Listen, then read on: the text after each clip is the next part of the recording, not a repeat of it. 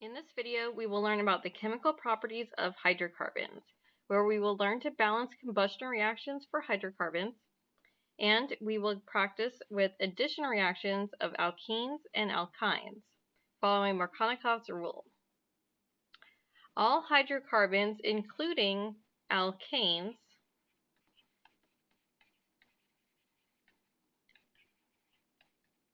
undergo combustion to form carbon dioxide and water. This pattern follows for all hydrocarbons, no matter what the chemical formula is of the hydrocarbon. It's always going to be reacting with O2 because oxygen is a diatomic element, and it will produce carbon dioxide and water as products. The only thing that will vary is the coefficients up in front when you balance. If we make up another problem to solve, here is C6H14, following the 2n plus 2 rule, this would be an alkane. If we leave some space for the balancing,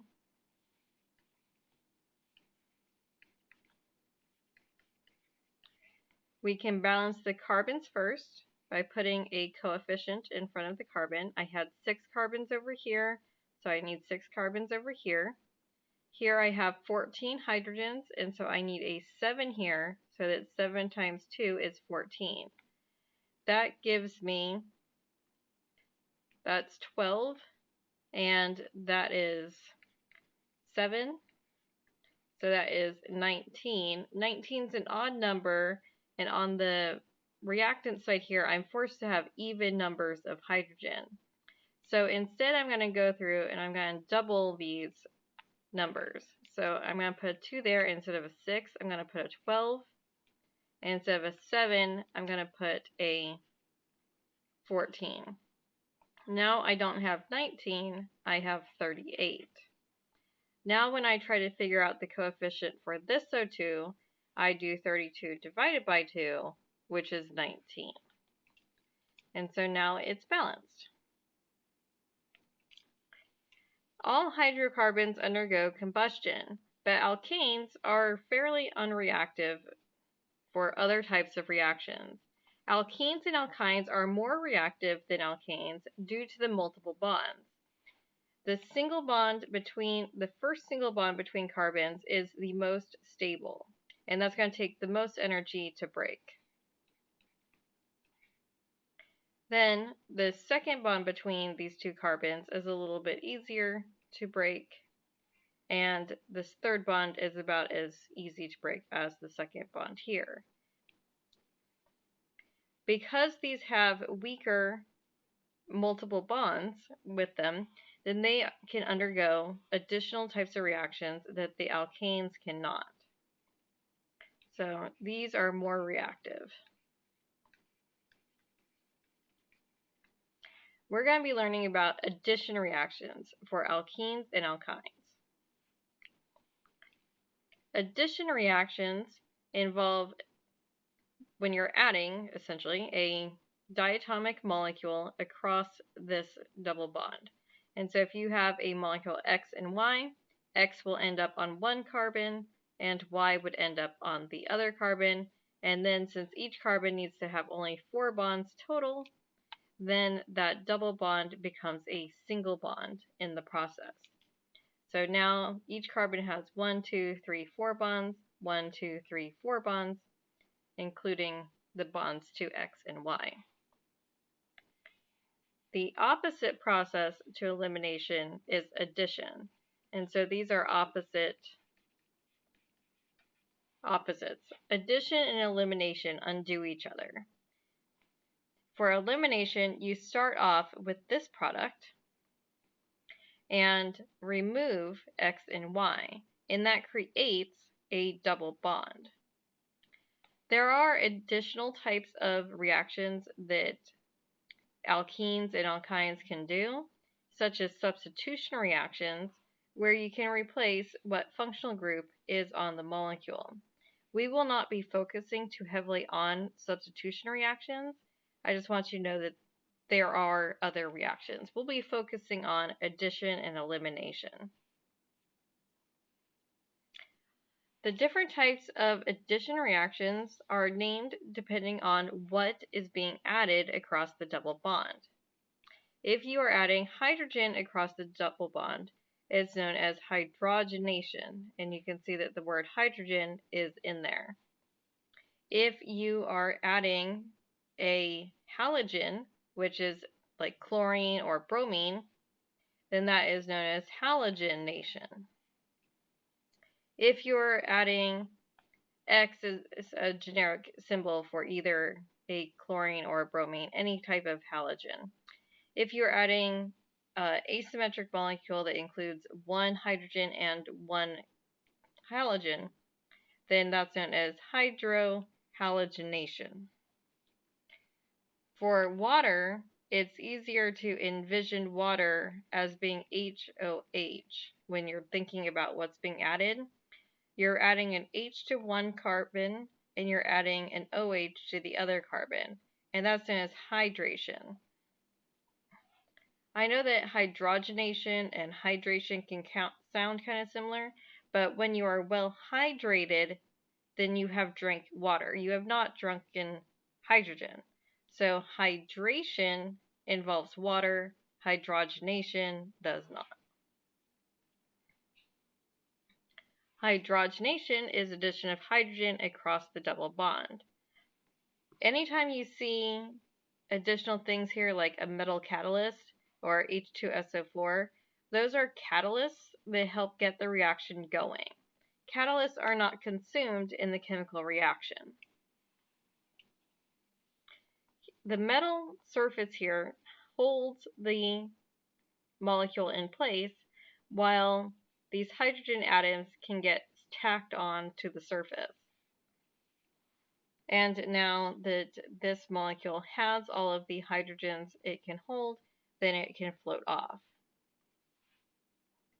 The metal catalyst just helps hold everything into place so that those hydrogens can bond. So why hydrogenate anything? If you have ever read ingredient labels, you might have seen something that's called partially hydrogenated vegetable oils on ingredient labels. Partially hydrogenated means that they started with a fatty acid or a triacylglycerol that had a multiple bond or maybe multiple bonds in it. And then they partially hydrogenated it to turn that double bond into a single bond. But they didn't do it all the way. They stopped. And so there's still some double bonds in the molecule. That's why it's partially hydrogenated vegetable oils. The melting point of substances highly depends on how well those molecules can pack together. You might remember our potato chip analogy, where we had potato chips all stacked nicely together. And these double bonds, particularly cis double bonds, cause kinks in the molecule that cannot be fixed. And so controlling the degree of double bonds within the molecule will greatly influence your melting point. Cis isomers particularly do not pack as well together, and so they have lower melting points than the trans isomers. Trans isomers have similar melting points to the saturated fats because they have similar molecular geometry. So by controlling the amount of double bonds in the substance and whether those double bonds are cis or trans controls the melting point of the food. You can tell that oils are liquid at room temperature, and so those are more likely to contain cis double bonds. And as you hydrogenate them, then they can become solids at room temperature because you have increased the melting point. Halogenation. Halogenation is addition of a halogen, such as bromine, across the double bond. And this is used as a detection test to test for the presence of an alkene. So it's a qualitative test. Most alkenes are colorless. Bromine has a distinctive red-orange hue. If we add the bromine across the double bond, then we will have one bromine on each carbon, and the resulting compound will be colorless. And so this indicates that our original molecule had a double bond. So if we add this red color to colorless and we get colorless, that means that it was a positive test. If, on the other hand, we started with a regular alkane and we add bromine to it, then this is clear, this is red, and then we will have no reaction. And since that has not reacted, your resulting thing will be red. So you can see that here with this test tube, it's red in color with hexane, whereas this is hexene and it is colorless. Hydrohalogenation. Hydrohalogenation is different than what we've seen before because this molecule is not symmetrical. We aren't adding two of the same thing. We are adding one hydrogen and one halogen across the double bond, chlorine or bromine. There is no catalyst required for hydrohalogenation. It will just happen because this is a very highly reactive. Both HCl and HBr are strong acids.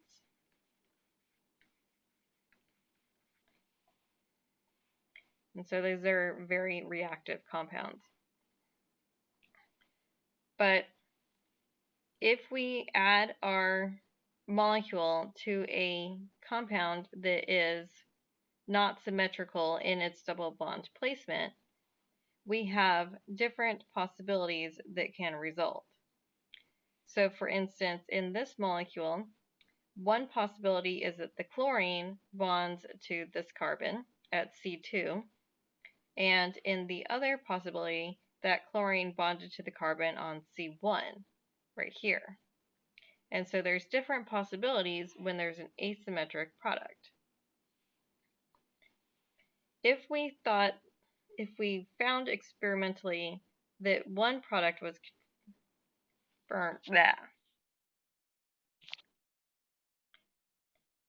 since two different products could form through the addition of an asymmetric molecule to an asymmetric alkene, we could expect two different products to form.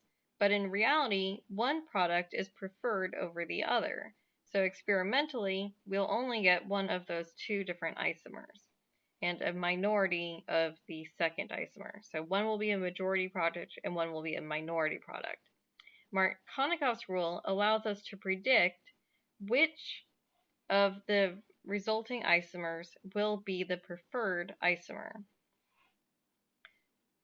Markovnikov's rule states that the H atom from the HX will bond to the less substituted, aka the one with more hydrogen. So the H goes where there's more H. H bonds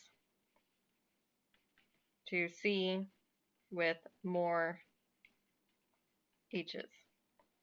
And the halogen bonds to the most substituted carbon. So X goes to the carbon with less H. I like to just remember that the hydrogen goes to the carbon that has the more hydrogens. So in this molecule, if we look at which carbon, how many hydrogens are on each carbon, this hydrogen has two hydrogens and this carbon only has one. That means our HCl is going to line up this way when it adds across the double bond.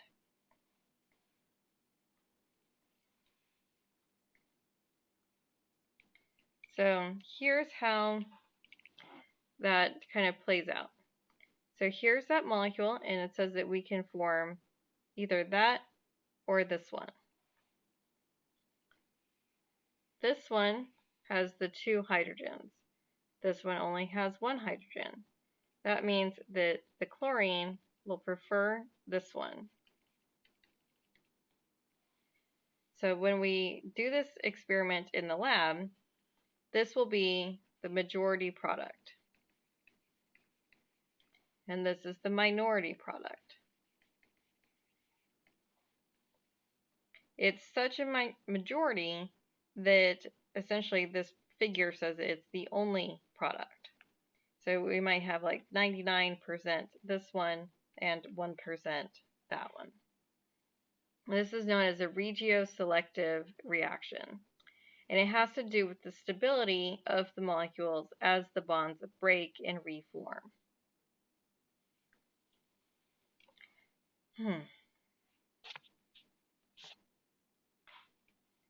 If your double bond has both carbons have the same number of hydrogens,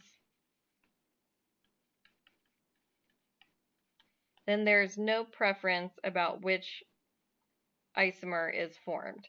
You can form equal amounts of both products. Hydration is similar to the hydrohalogenation. It helps to think of water as HOH. So this hydrogen will bond to the one with more H's, bond to C with more H's, and then this bonds to the other carbon because it's following Markovnikov's rule. Since this is not a strong acid, it does require a strong acid as a catalyst. They don't want to add HCl or HBr because then you can result in hydrohalogenation. So instead, they are using a different strong acid, like sulfuric acid. And that's going to help get the reaction started. So here is that adding across the double bond. There's no terminal atoms drawn here on the alkene, so it's just showing you what product results. This functional group is known as an alcohol. And so when we do our next chapter, we'll see how we can turn our alcohol back into an alkene by doing an elimination reaction. Here's a practice problem for you. You'll get to practice your nomenclature and your understanding of the previously covered concepts. I want you to name the product from the following reaction. Go ahead and pause the video and try to work this out, and then unpause the video when you're ready to check your answer. Okay, so let's go over this. I'm going to go ahead and draw out 2-pentyne. And so pentyne has carbon, carbon, carbon, carbon, carbon. It has 5 carbons. And this says I have a triple bond starting at carbon number 2. So these ones are triple bonded. This will have to have 3 hydrogens. This has no hydrogens. This has no hydrogens. That must have 2 hydrogens. And this one must have 3. This tells me that I have 2 molecules of H2. So that means we're doing our addition reaction twice. Once I do the first addition reaction, I will have an alkene. Once I do the second addition reaction, then I will have an alkane. And so I am looking for an alkane like pentane.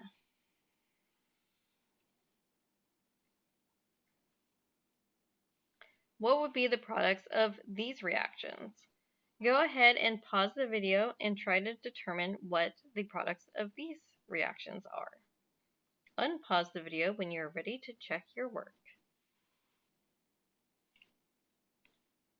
Okay, so both of these are not symmetrical addition reactions, and so we're going to have to follow Markovnikov's rule.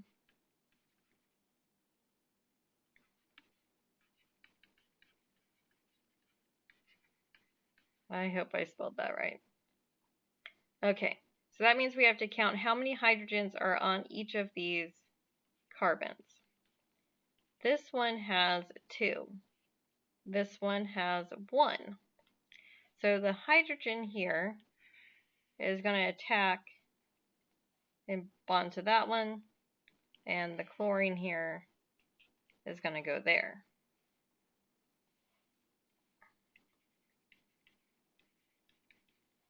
So it's going to go to the more H's. So if I redraw my product, I have 1, 2, 3, 4, 5 carbons, 1, 2, 3, 4, 5 carbons, and I'm going to have a chlorine off of here. I don't need to draw all the hydrogens. I just did that so that you could see where it was going to bond to.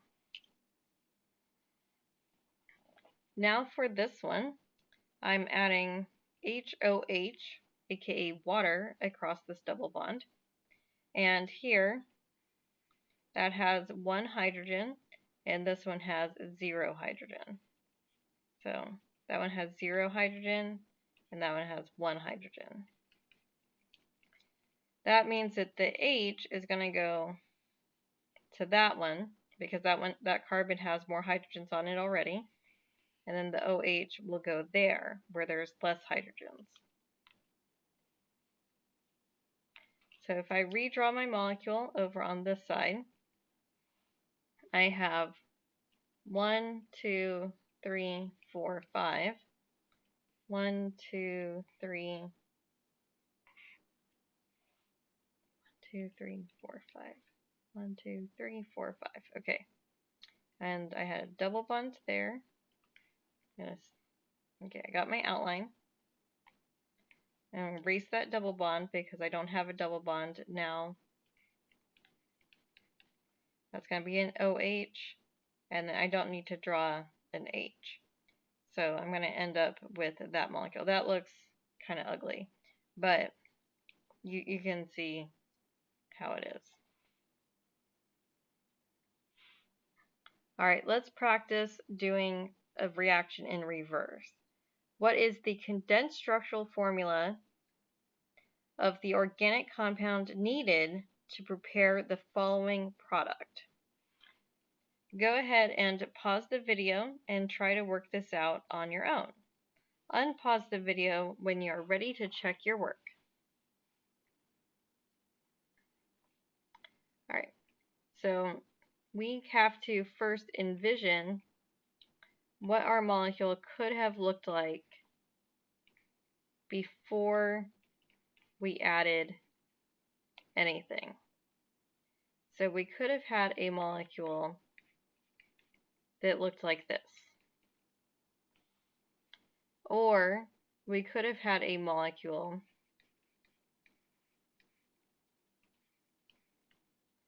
that had a double bond between these 2 carbons. And then that would have had 2 hydrogens, and that would have had 1. So if we look at this, these 2 molecules are the same because this one is CH2,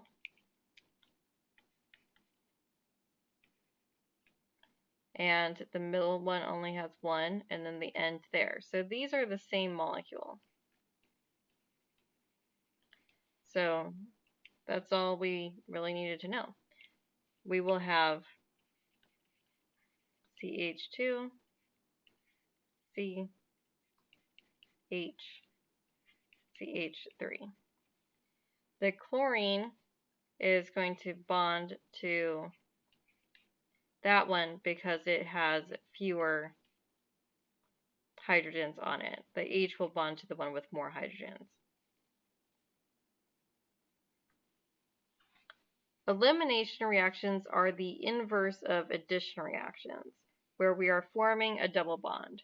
So these are opposites. So if we go from this way to that way, it's addition. And if we go this way to that way, it's elimination. Elimination reactions do need a strong acid catalyst and heat in order to get them going. So you might see things like H plus and delta, which means heat, written over the reaction arrow. Now, when you do have this elimination reaction happening from asymmetric products, you can have, just like in Markovnikov's rule, where you have one product is the majority product and one is the minority product. The rule for this is known as Zaitsev's rule. And Zaitsev's rule is pretty much the exact opposite of Markovnikov's rule. Only now it's saying where we're removing hydrogens from. When we form our double bond, but we're trying to remove this H, this OH, and so we need to decide, do we remove an H from there, or do we remove an H from that carbon? Which carbon do we remove the H from in order to remove the water? So the majority product will have the most alkyl groups bonded to the C double bond C.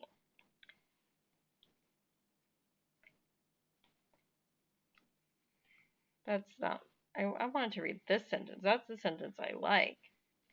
You want to remove the hydrogen from the carbon having the least number of hydrogens. That's the one that's like the exact opposite of Markovnikov's rule.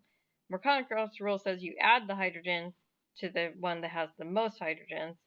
Here in Zaitsev's rule, we remove the hydrogen from the one that has the least. That's the exact opposite. We flip both that word and that word, and we're good. All right. So that one, you can see it has 2 hydrogens. That one has 3 hydrogens. So we're going to be removing from this carbon in blue to get the majority product. Alkenes can also be polymerized in order to form polymers.